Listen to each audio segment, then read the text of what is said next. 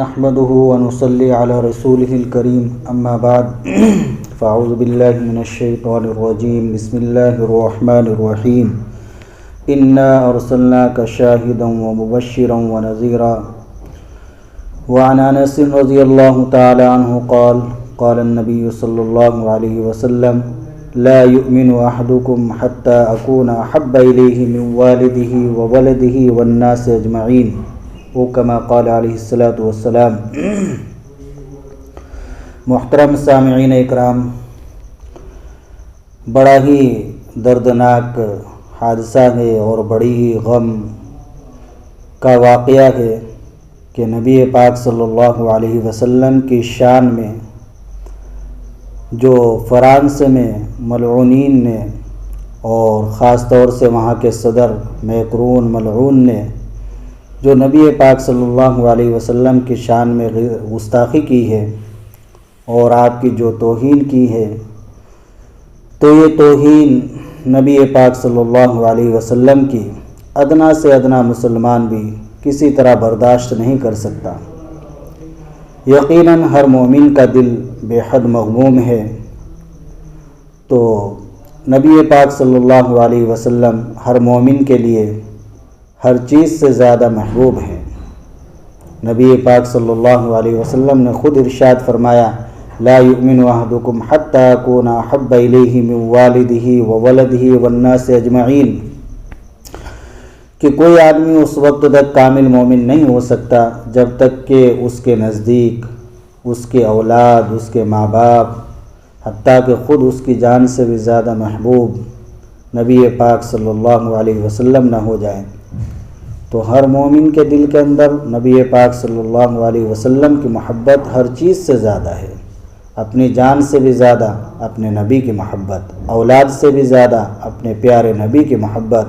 اپنے والدین سے بھی زیادہ، دنیا کی ہر چیز سے زیادہ اللہ کے نبی صلی اللہ علیہ وسلم کی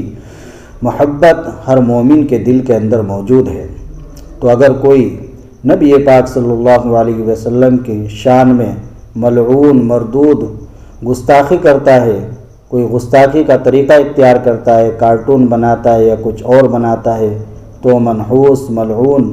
سخت ترین سزا کا حقدار ہے، اور اس کی جتنی بھی مذمت کی جائے، جتنی بھی برائی کی جائے، وہ کم ہے۔ اللہ کے نبی صلی اللہ علیہ وسلم جیسا کوئی حسین و جمیل اس دنیا میں آج تک پیدا نہ ہوا نہ ہوگا۔ نبی پاک صلی اللہ علیہ وسلم کو اللہ نے ایک نمونہ بنایا، لقد کان لکم فی رسول اللہ اسوۃ حسنہ۔ اللہ کے رسول صلی اللہ علیہ وسلم کی پوری زندگی اور آپ صلی اللہ علیہ وسلم کا ہر قول و فعل امت کے لیے ایک نمونہ ہے۔ تاریخ یہی بتاتی ہے کہ جس نے بھی نبی پاک صلی اللہ علیہ وسلم کی شان میں گستاخی کی ہے تو اس کا انجام بدترین ہوا ہے۔ دنیا کے اندر بھی اس کا انجام برا ہوا، اور آخرت کے اندر تو اس کے لیے تباہی و بربادی ہی ہے۔ تو ایسے شخص کی نسلیں برباد ہو جائے گی، ایسے شخص کی بھرپور مذمت کی جائے، اور اس وقت امت مسلمہ کا فریضہ بنتا ہے کہ وہ جس طریقے سے بھی چاہے، جس طریقے سے بھی ہو سکتا ہے، تو گستاخی کرنے والوں کی بھرپور مذمت کرے، اور خاص طور سے فرانس کی جو مصنوعات ہے، وہاں کی جو بنی ہوئی چیزیں ہیں، تو ان کا کلیہ طور سے بائیکاٹ کیا جائے۔ وہاں کی بنی ہوئی کوئی چیز استعمال نہ کرے، چاہے وہ کھانے کی ہو، کیسی بھی ہو، کوئی چیز فرانس کی بنی ہوئی کوئی مسلمان استعمال بالکل نہ کرے۔ اقتصادی اعتبار سے ان کی کمر توڑی جائے، یہ بھی ان کے لیے ایک سزا ہوگی سخت۔ تو ایک کام تو یہی کہ وہاں کی مصنوعات کا بائیکاٹ کیا جائے، فرانس کی جو بنی ہوئی چیزیں ہیں، تاجر حضرات بھی ان کو اپنی دکانوں سے ہٹائیں، اور وہاں لکھ کر لگائیں کہ چونکہ فرانس نے نبی پاک صلی اللہ علیہ وسلم کی شان میں گستاخی کی ہے، اس لیے یہ چیزیں ہم اپنی دکانوں سے ہٹا رہیں گے، اور خریدار بھی کوئی مسلمان ان چیزوں کو بالکل نہ خریدے۔ اور دوسرا کام امت مسلمہ یہ کرے کہ اپنے نبی صلی اللہ علیہ وسلم کے ہر قول ہر فعل کو اپنی زندگی میں لائے، جو نبی پاک صلی اللہ علیہ وسلم ہدایت دے کر گئے ہیں، جو آپ کہہ کے گئے ہیں،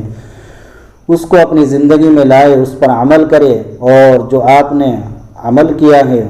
اس پر پورے طریقے سے عمل کرے، اپنے سنتوں کو، آپ صلی اللہ علیہ وسلم کی پیاری سنتوں کو اپنی زندگی میں لائے، تو اس سے بھی دشمن پر ایک بڑی چوٹ پڑے گی۔ جب دشمن دیکھے گا کہ یہ سب تو اللہ کے نبی صلی اللہ علیہ وسلم کے طریقے کے مطابق چل رہے ہیں، اور ان کا رہن سہن، کھانا پینا، ان کا معاملات، تجارت سب اپنے نبی کے طریقے کے مطابق ہے، پوری امت مسلمہ جب اس پر عمل پیرا ہوگی تو پھر کسی گستاخ کی، کسی ملعون اور کمینے کی اس طرح کمینی حرکت کرنے کی جرات نہیں ہوگی۔